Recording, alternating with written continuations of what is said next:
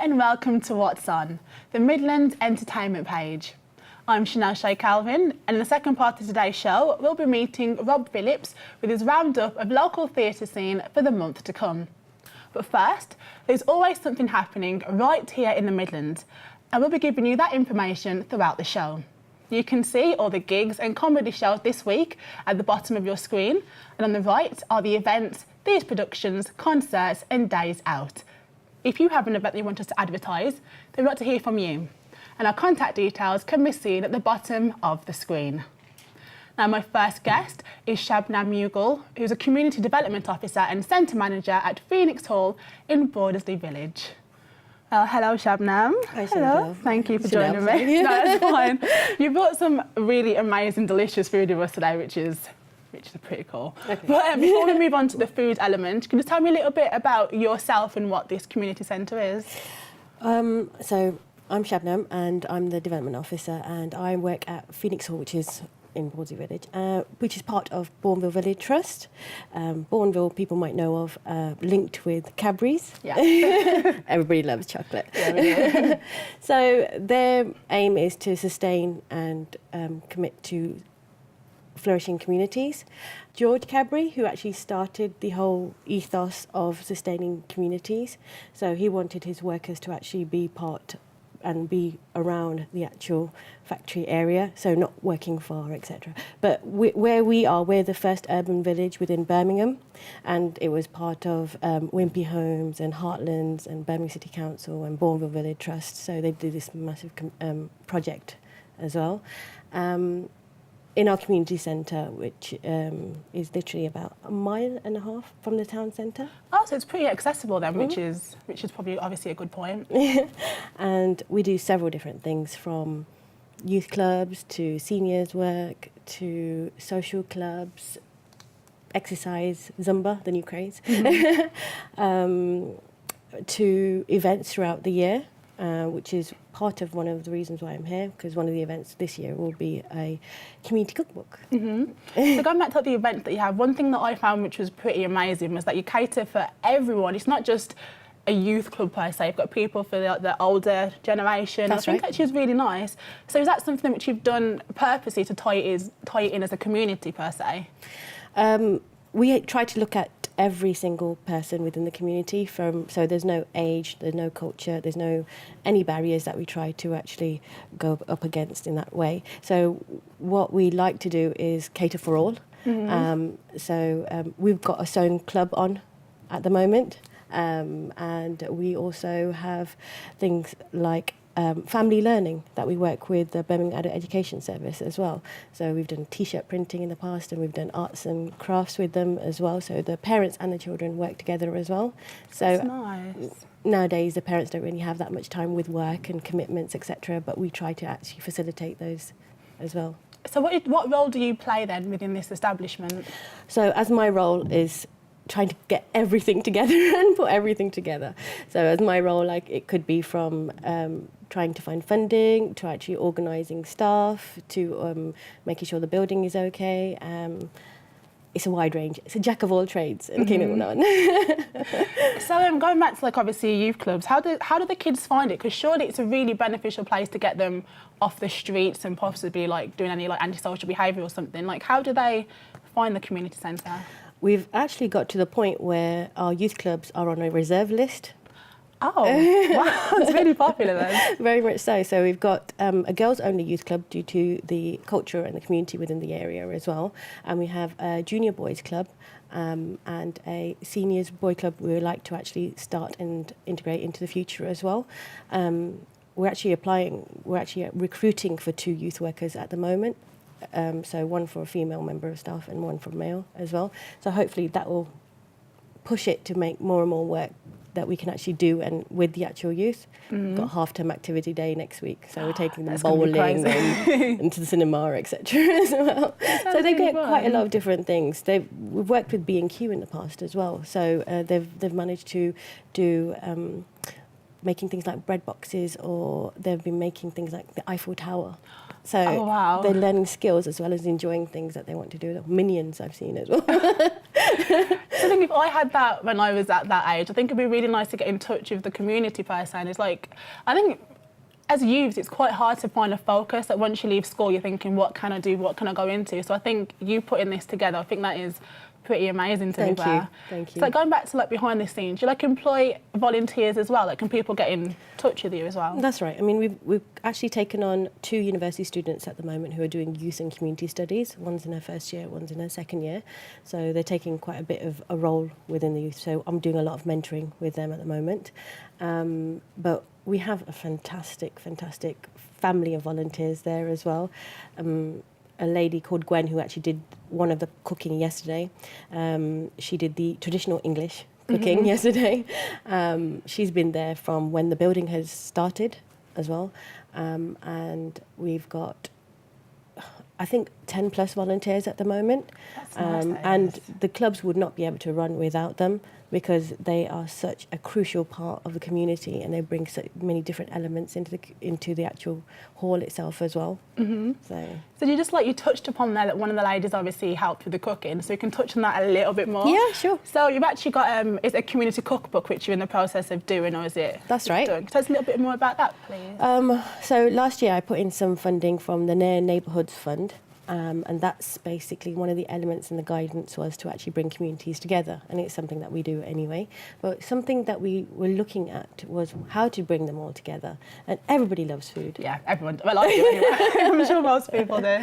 So we I thought of an idea of actually bringing together a community cookbook, but which celebrates all the cultures and communities within the area.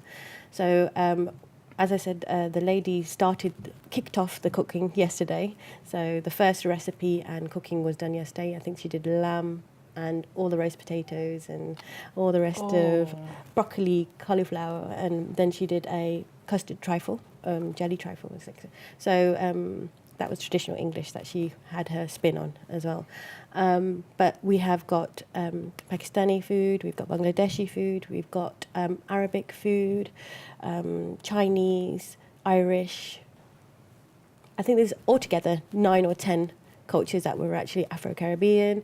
We've got so many different cultures that we're actually trying to cater for within our community and bring it back into the book. So our book is not going to be like any other book, because there'll be at least 2 recipes from each culture going into it. So you're looking at potentially 20 recipes in one book. So I think that's great. Like, it saves you having to buy one book to find Asian recipes per se. Like, you've just put it all into one, which I guess represents you as a community, hence the title Community Cookbook, I guess. So I think that is actually a really good idea. Okay, thank you. How did you go about finding the chefs per se, or people who put the recipes together? Majority of the people who are with us, who are actually going to be cooking, are people who are utilising the hall already. So, for example, Gwen, who cooked yesterday, she has been our long-standing volunteer. We have also Jashim, who's the Bangladeshi gentleman, and he plays badminton at the hall. His daughter comes to the hall for the youth club. So it's like a family knit community, and they're all pulling together and having ownership over the cookbook. So some of the food you brought today, is that what we could expect to see in the cookbook, or is that just little tasters for all, really? No, you might be able to. It depends on the lady, because we don't really dictate to what recipes that they want to do. So we ask them what they feel it represents their culture and their identity, so to speak. These might be there on the launch, because obviously somebody might do something really intricate like a stir fry or something like a biryani, for example. And we might not be able to do that on the launch itself. It might be little snacky things like samosas and pakoras and little tasters of each culture. So yes, you can dip into this later. So when will the book actually go on sale then? Is it quite soon? Well, we'll have the launch in October, so we'll have a big open day. And we'll hopefully have the book launched on that day as well. So it will be more of a fun day. So there'll be face painting. There'll be, hopefully getting some drummers in, and it will just be a fun activity to celebrate the cultures and communities within the area as well. And actually just go out with a big bang, hopefully. That sounds amazing. Like, is it something that people have been screaming for, do you think? Or is it something and you just thought this would be an amazing idea to bring the community together, or is it sort of a combined? I think it's a bit of combined, I think. And once it's all been published and it's binded, I think people will really, really enjoy that, saying, okay, my name's on this. This is something that I've actually contributed towards as well. And I think obviously, I think it's an amazing idea, bringing so many different culture, the community together. I think just this centre in general, I think it's pretty cool personally. Oh, so I hope that your launch goes well, and it'd be really great to get you back in as well to see how it all went. Really good. I hope everybody enjoys the food as well, and please do come down for the launch. We'll give you all the dates, etc. Yeah, definitely let everyone know as well. Remind them close to the date as well. That would be fantastic. Thank you so much for joining me. Thank you for calling me. That'd be great. After the break, Rob Phillips will be taking his view of the local theatre scenes for the coming month.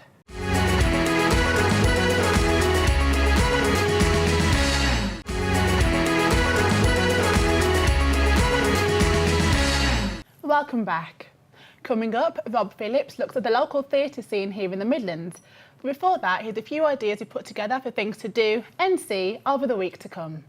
Here's Lee. Thanks, Chanel. Well, I hope you're having a good bank holiday. Let's see what we've got going on during this week. Otis Redding III, the son of the soul legend, will be performing all of his father's classic hits at the Glee Club on Tuesday the 26th. Meanwhile, over at the Old Joint Stock, you can catch Tina Turner, the tribute act to Tina Turner, as part of the Tea Lady Tour. That's also on Tuesday the 26th. Later on in the week, on Thursday the 28th, the Reduced Shakespeare Company are bringing the complete history of comedy abridged to Wolverhampton's Grand Theatre. Apparently their tickets are cheaper than an amusement park, but you'll come away with the same feeling of nausea and motion sickness. So that's all good. Now, who's this? Bomb Bomb! Yes, it's Basil Brush, well, kind of. But if you want the real thing, then Basil Brush himself will be at the Roses Theatre in Shrewsbury on Thursday the 28th. Now, have you ever heard the story of the curious incident of the dog in the night time? Well, it's a thrilling new stage play from the award-winning team behind Warhorse and One Man, Two Governors. And it's the Birmingham Hippodrome from Tuesday the 26th of May to Saturday the 6th of June. And finally, Black Country Touring are presenting the Alchemy Festival from now until Saturday the 30th of May. Originating at the South Bank Centre in London, the festival celebrates the link between the UK and South Asia through performance, art and culture. Throughout the week, there are various events at Wolverhampton Art Gallery, the Glasshouse Arts Centre and my old haunt, the Newhampton Arts Centre. And you can look up Black Country Touring online for more details. Well, that's about it. I'll see you soon. Back to you. Well, hi Rob, welcome back. It's nice to have you again on What's On. Thanks, Chanel, delighted to be here. Thank you. So I believe you've got some more roundup of local theatres that's coming up for us. Yes, which I hope is going to be interesting to the viewing public. It's there's quite a bit going on. Oh, so, that's nice. Yeah, I'll report on that in a moment. Yeah. There are a huge amount of plays and musicals to enjoy around the big centre region. So let me talk about a few treats from some of our prominent local theatres. The Grange Playhouse in Walsall have just completed a very successful run of the Agatha Christie play And Then There Were None, to packed houses. And the next production in July is The Importance of Being Earnest. A bit about the plot. Oscar Wilde's brilliant and much-loved comedy is a tale of love, manners and mistaken identity, and has been delighting audiences for over 100 years. It's Victorian England, and two young bachelors have taken to bending the truth to add a dash of excitement to their lives. Being earnest takes on a new meaning. The theatre chairman has asked me to mention that they're on the lookout for new recruits to help in all areas, so if you live in the area, why not give them a call or pop into the theatre? If you're looking for a really good laugh, why not visit Oldbury Rep, who are performing the stage version of Heidi High from the 4th to the 11th of July. Those who remember the TV series with affection will know the setting is Maplin's holiday camp in the late 50s, early 60s. The plots revolve around the lives of the managers and entertainers, most of them struggling actors or has-beens. A bit like me, really. Moving on. The Crescent Theatre in Birmingham is staging an interesting and challenging choice with the intriguing title Sexual Perversion in Chicago by David Mamet. Set against the backdrop of the 1970s, the play traces the development and demise of a relationship between Dan and Deb, a couple who have fireworks in the bedroom but can't make it work outside. The production is on from 13 June for 1 week. Next, the Jets and the Sharks invade Sutton Arts Theatre between the 11th and 20th of June as they put on what promises to be a lavish production of West Side Story. This exciting and moving adaptation of Shakespeare's Romeo and Juliet follows the Jets, an American gang, and their rivals, the Puerto Rican Sharks, in their intense rivalry for command of the streets of 1950s New York. Amidst their conflict, love endures when Tony meets Maria. As the young lovers yearn to escape the opposition that surrounds them, it soon escalates to a point of no return, with a climatic and tragic finale. My own home theatre, Highbury in Sutton Coldfield, plays host to a professional touring company, Opus, as they perform a great comedy, Rattle of a Simple Man, for 2 nights only on the 29th and 30th of May. Our resident company, Highbury Players, round off the season with a wonderfully powerful play, Equus, by Peter Schaefer, between the 16th and 20th of June. In charge of the production is award-winning director Claire Armstrong-Mills, so you're guaranteed a superb experience. Finally, Circle Players and Great Bar are putting on one of my favourite shows, The 39 Steps, at Aldridge Youth Theatre from the 17th of June for 4 nights. Based on the famous book and film, this is a wonderful romp which will have audiences rocking with laughter. All the theatres mentioned offer a terrific and varied entertainment at very affordable prices, so why not treat yourself and enjoy a great night out? Oh, and finally, a reminder to all Doreen fans. The long-awaited movie, written and directed by Black Country playwright David Tristram, hits local screens in October, and as I'm in it, it is of course one not to be missed. Full details can be found by clicking on to www.doreen.tv. Thank you.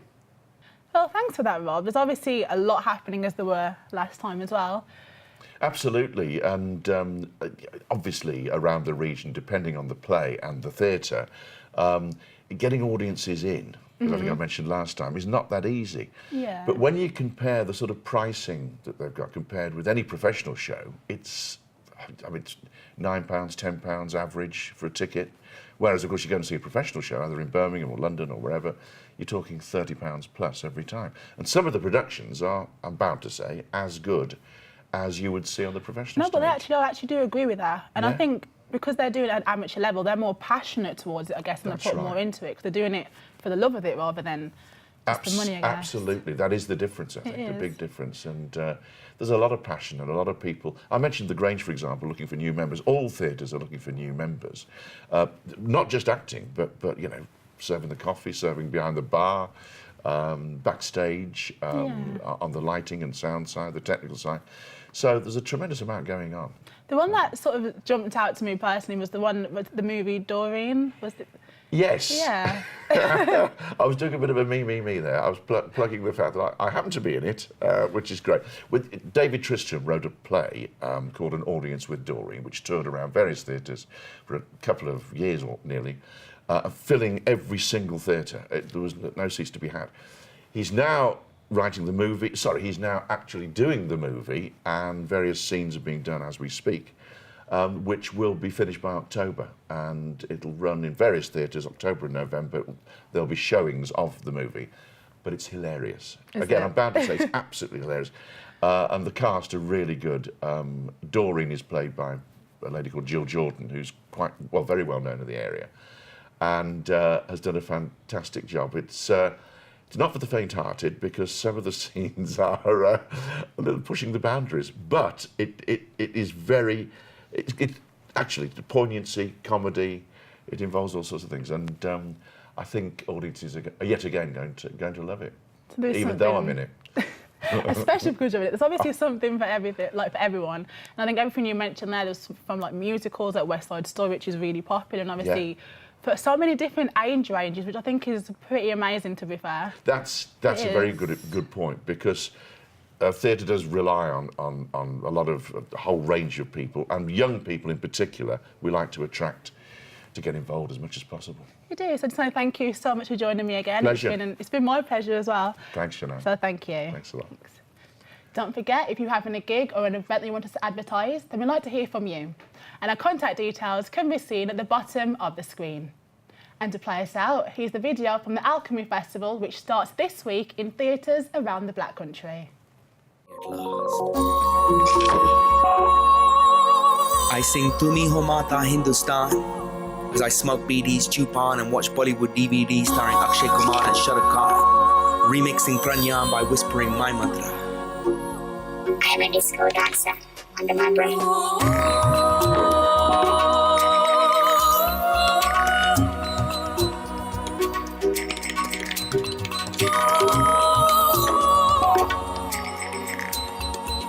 Profound, primitive and superstitious. Spread from Canada to Australia, Trinidad to Mauritius, I will always be India. The impoverished child that bangs at the window of your ambassador car. The old man who instead of clapping his hands simply says Arewa. I am Saraswati whose Veena was later remixed into the shape of a sitar. Just like the Om Mani Padme Hum, the tabla drum became the ta tiriki, the two turntables and a mixer. I am the rickshaw wala. I am the white tiger, a survivor rising up in the drive to progress. I am the distressed heart of Delhi, Calcutta's clogged streets, Bombay's blocked arteries, and accumulation of stress. Yes, I am Hindustan.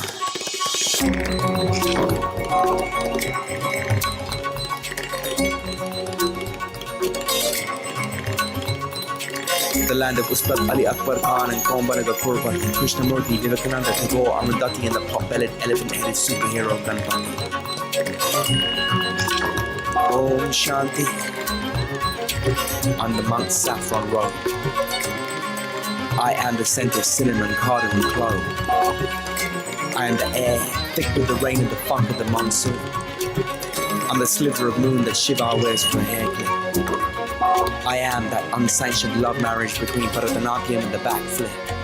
Converse trainers under kurta, pajama and shalwar kameez.